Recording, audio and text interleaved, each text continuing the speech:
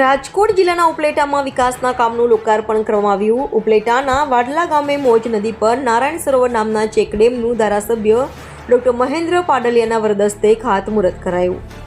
₹2,17,00,000ના ખર્ચે ચેકડેમ તૈયાર થશે। 800 વીઘા ખેતીની જમીનને પિયત માટે પાણીનો લાભ મળશે। ખાતમુહૂર્ત કાર્યક્રમમાં ધારાસભ્ય સાથે કાર્યપાલક ઇજનેર, વાડલા ગામના સરપંચ, તાલુકા ભાજપ પ્રમુખ, આગેવાનો, હોદ્દેદારો, ગ્રામજનો મોટી સંખ્યામાં જોડાયા।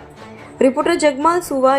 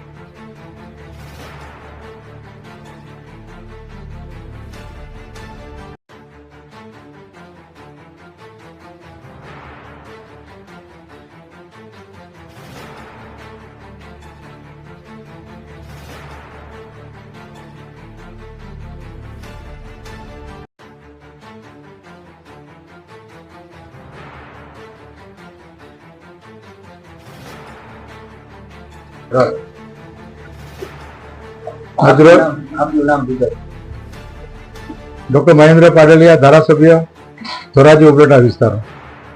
આજે મોજ નદી ઉપર વાડલા ગામે એક લગભગ 2 કરોડ ઉપર રકમની ચેકડેમનું ખાતમુહૂર્ત થયું અને આ ખાતમુહૂર્ત થવાથી આ વિસ્તારના લગભગ 800 વીઘા જમીનને પાણીનું રિચાર્જ થશે અને 800 વીઘા જમીનનું જે તળ છે એ તળ ઊંચું આવશે અને ખેડૂતોને ખૂબ જ ફાયદો થશે।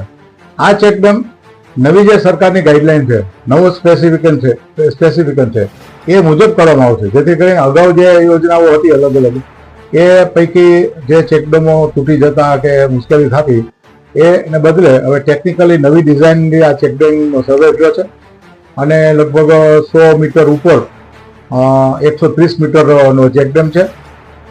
પહોળાઈ પણ પૂરતી છે અને ઊંચાઈ 3 મીટર જેટલી છે અને એની જે નવા સ્પેસિફિકેશન ડિઝાઇન મુજબ થયેલો હોય આ ચેકડેમ વર્ષો સુધી ટકી રહેશે અને વાડલા ગામ અને આજુબાજુના વિસ્તારના ખેડૂતોને ખૂબ જ લાભ થશે।